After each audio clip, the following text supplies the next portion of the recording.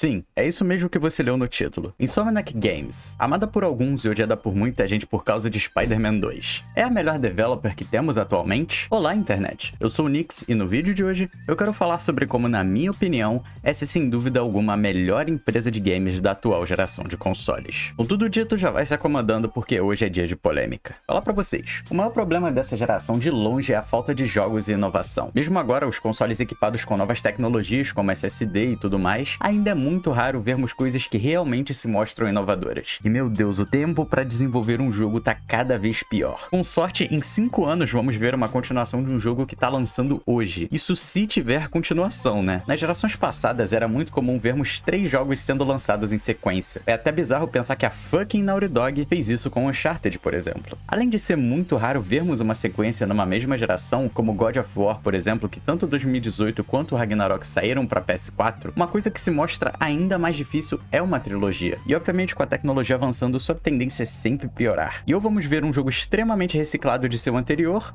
ou esperar anos por alguma novidade, e às vezes ser ruim. Isso quando o jogo não é simplesmente cancelado, como Days Gone 2, por exemplo, que segundo o diretor, sua continuação teria saído em 2024 se fosse continuado. O que é bem triste porque tamo precisando de jogo. E jogo bom. Agora vamos pro foco do vídeo. Insomniac Games. Essa empresa começou lá em 1994, e desde então vem lançando jogos excelentes como Spyro the Dragon, Ratchet & Clank, Sunset Overdrive e mais tarde o lendário Marvel's Spider-Man. O sucesso foi tanto que em 2019 ela foi comprada pela Sony, e hoje em dia é uma das principais developers quando o assunto é PlayStation Studios. E por que essa empresa pra mim é melhor? Na verdade, a resposta é bem simples. Eles lançam jogos.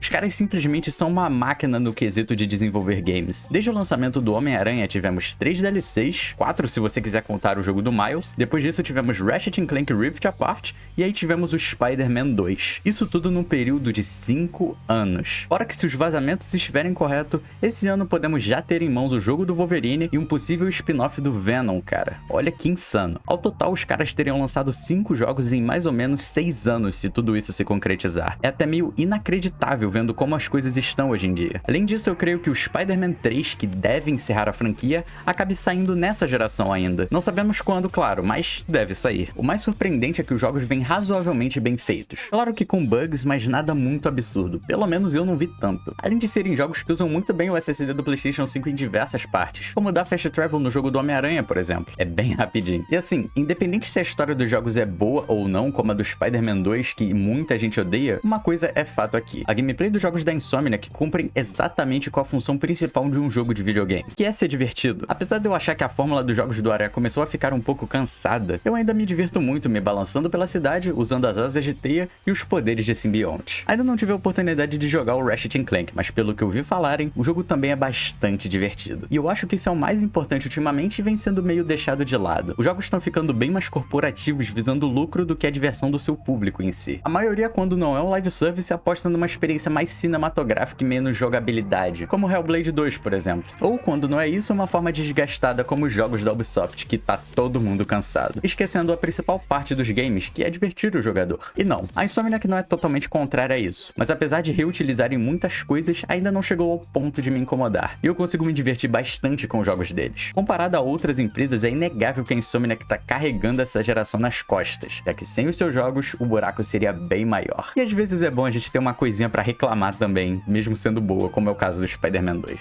É claro que existem empresas e empresas, né? A Rockstar, por exemplo, eles não costumam lançar jogos, eles simplesmente fazem o jogo e valeu. Eu sei que GTA 6 é, sem sombra de dúvidas, o maior lançamento da história, todo mundo já tá esperando isso, o trailer tem mais de 200 milhões de views. Mas até ele sair, essa geração tem poucos altos e muitos baixos, já que já fazem 5 anos e até agora o que mais tem agradado são jogos indie. Não estamos tendo nem muito AAA genérico pra poder jogar, aquele que é simples, mas funciona bem. Não, geralmente é desgastado e funciona mal. Vamos esperar que em 2025 seja um ano de grandes lançamentos além do GTA. É sempre bom ter jogos pra jogar, não só um. Eu sei que a história do Spider-Man 2 decepcionou muito, mas em termos de jogabilidade, eu achei que as adições foram realmente muito boas na gameplay. Faltou muita coisa que eu ainda vou abordar num vídeo futuro, mas comparado aos jogos que estão saindo, esse aqui ainda tá muito bem feito. Pra ser sincero, o que todos dizem, é um jogo muito bom com uma história ruim. Eu acho que a indústria em geral tá bem fraca. Quem tá se saindo melhor é o lado oriental. Vimos isso com o recente Black Myth Wukong, que foi muito bom, mas agora para vermos um novo jogo da Game Science é mais uns anos para sair. E assim, não é um ataque dizendo que tem que lançar um jogo e pronto. Eu priorizo muito mais qualidade do que quantidade. Ainda tenho pesadelos com o horror que foi o Cyberpunk 2077 em seu lançamento. Mas eu acho legal reconhecer uma empresa que consegue equilibrar os dois. A Insomniac faz bons jogos, tendo ali em média de 15 a 20 horas de duração, que é um tempo bem razoável até, e consegue utilizar os recursos de nova geração, ainda que de forma bem básica, coisa que o God of War Ragnarok, por exemplo, não utilizou, até porque também saiu pra geração do Play 4, então fica meio complicado de inovar. Mas cara, me impressiona que tivemos muitos jogos ruins sendo lançados às pressas, e os games bons que tínhamos geralmente eram multigeração, como o Elden Ring, por exemplo. Acho que agora chegamos num ponto onde precisamos nos acostumar a ter um jogo grande do que uma franquia em si. O problema é que nem jogos bons direito estamos tendo. Você acredita que ainda saem jogos pro Play 4 hoje em dia? Lembrando que isso é uma análise a curto prazo, até porque estamos entrando no 5º ano da geração. Os lançamentos bons devem começar a vir agora, já que as empresas tiveram tempo para desenvolver os seus jogos. Certamente eu tô na torcida de que GTA 6 seja o grande jogo do momento e que ele saia esse ano. Talvez eu faça um vídeo sobre, só que como todo mundo tá fazendo qualquer coisa de GTA, fica meio complicado. Mas até ele chegar, pra mim, a Insomniac Games carregou essa geração de consoles nas costas. Pelo menos até o momento. E aí, discorda da minha opinião? Deixe seu comentário aí embaixo e vamos discutir sobre o assunto. Eu espero ter conseguido prender você aqui e que tenha gostado do vídeo. Meu nome é Nix e você tá no meu canal. Abraços!